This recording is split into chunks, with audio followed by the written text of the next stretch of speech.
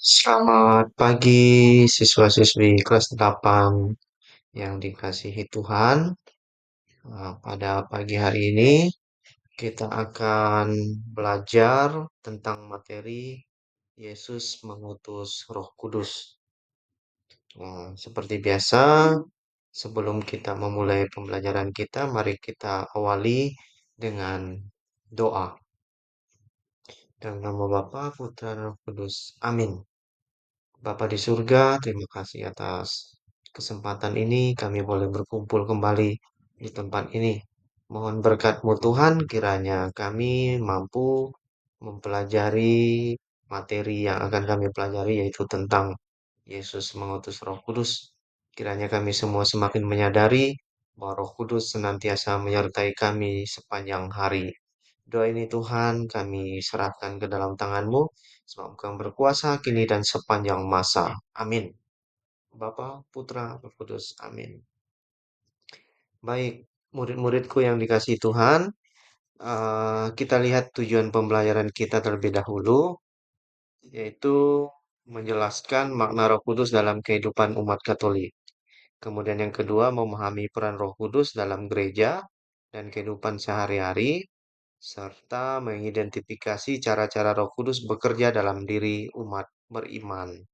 Itu ya. Nah, kemudian dalam pendahuluan Yesus sebelum naik ke surga, ketika Yesus wafat, kemudian bangkit. Nah, sebelum dia naik ke surga, Yesus berjanji akan mengutus Roh Kudus kepada para murid-muridnya. Roh Kudus inilah yang kemudian akan menjadi penolong dan penghibur yang akan menyertai kita, umat manusia yang percaya kepadanya. Itulah peran dari Roh Kudus. Nah, kemudian dalam Yesus menyajikan Roh Kudus itu kita dapat lihat dari Injil Yohanes bab 14 ayat 26 yang berbunyi seperti ini. Tetapi penghibur yaitu Roh Kudus yang akan diutus oleh Bapa dalam namaku, dialah yang akan mengajarkan segala sesuatu kepadamu dan akan mengingatkan kamu akan semua yang telah kukatakan kepadamu. Yesus berjanji bahwa Roh Kudus akan mengajarkan dan mengingatkan para murid akan semua ajarannya. Inilah uh, Yesus, janji-janji Yesus kepada murid-muridnya, dan ternyata benar-benar ini ditepati. Nah, peran Roh Kudus. Yang pertama itu penyemangat. Penyemangat dalam arti memberikan kekuatan dan semangat dalam menjalani hidup. Kemudian pemandu, menuntun kita dalam keputusan yang baik dan benar. Sebagai pengudus, yaitu membantu kita untuk hidup kudus dan setia pada ajarannya. Serta sebagai pembimbing, yaitu mengingatkan kita akan ajaran Yesus dan membimbing dalam iman. Nah, Roh Kudus dalam sakramen. Apa sih uh, peran Roh Kudus dalam sakramen? Roh Kudus berperan dalam sakramen-sakramen seperti dalam baptisan, penguatan, dan ekaristi. Jadi dengan dibaptis, kita kembali dilahirkan menjadi manusia baru, dibebaskan dari dosa asal, dan Roh Kudus menyertai kita. Dalam sakramen penguatan, kita dibebaskan dari dosa, kemudian kita disucikan menjadi manusia baru untuk memulai hidup yang baru, meninggalkan segala dosa yang lama. Dan dalam Ekaristi, kita ikut dipanggil, diundang oleh Tuhan, ikut serta dalam perjamuannya melalui Ekaristi. Begitu. Itulah peran-peran Roh Kudus. Yang kemudian melalui sakramen, Roh Kudus memperkuat iman dan hubungan kita dengan Allah, dengan Tuhan. Jadi Roh Kudus itu berperan sungguh luar biasa dalam kehidupan kita.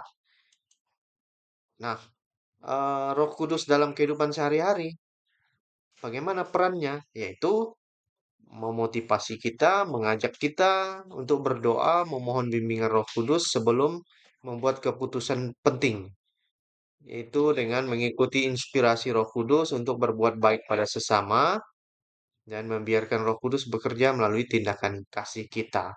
Itu peran-peran Roh Kudus dalam hidup kita. Bagaimana kita berbuat baik, berhubungan dengan tetangga, dengan teman, dengan siapapun yang kita temui, yaitu dengan ya, sikap yang baik, kata-kata yang baik, dan perbuatan-perbuatan yang baik pula. Kemudian, nah ini untuk siswa-siswi sekalian masuk dalam kelompok nanti. Ini silakan didiskusikan. Pertanyaan pertama, bagaimana Roh Kudus bekerja dalam hidup kita sehari-hari? Apa yang bisa kita lakukan untuk lebih peka terhadap bimbingan Roh Kudus? Ini silakan nanti kalian dimasukkan dalam kelompok, kemudian didiskusikan dalam kelompok. Setelah itu dikerjakan. Nah, silakan berdiskusi. Kemudian pekerjaannya nanti silakan dipresentasikan di depan kelas ya. Nah, kemudian sebagai penutup bahwa Roh Kudus itu adalah hadiah dari Tuhan Yesus yang terus menyertai, membimbing dan menguatkan kita dalam kehidupan. Di mana Yesus sudah wafat, kemudian bangkit, kemudian yang menjanjikan akan mengutus Roh Kudus dan benar ini terjadi. Inilah hadiah dari Tuhan.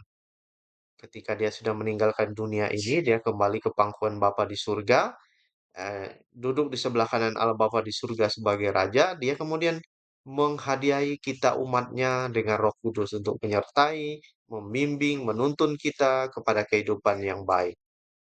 Mari untuk terus berdoa kita setiap harinya mohon bimbingan Roh Kudus dalam kehidupan kita sehari-hari. Kita serahkan hidup kita ini melalui peran Roh Kudus agar kita selalu berada pada jalan yang benar.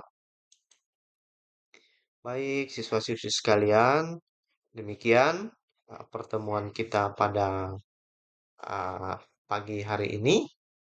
Sebelum kita menutup pertemuan ini, mari kita tutup dengan tanda salib. Dalam nama Bapa dan Putra dan Roh Kudus. Amin. Demikian perjumpaan kita yang singkat ini. Bapak ucapkan terima kasih dan semoga Tuhan memberkati kita semua. Amin.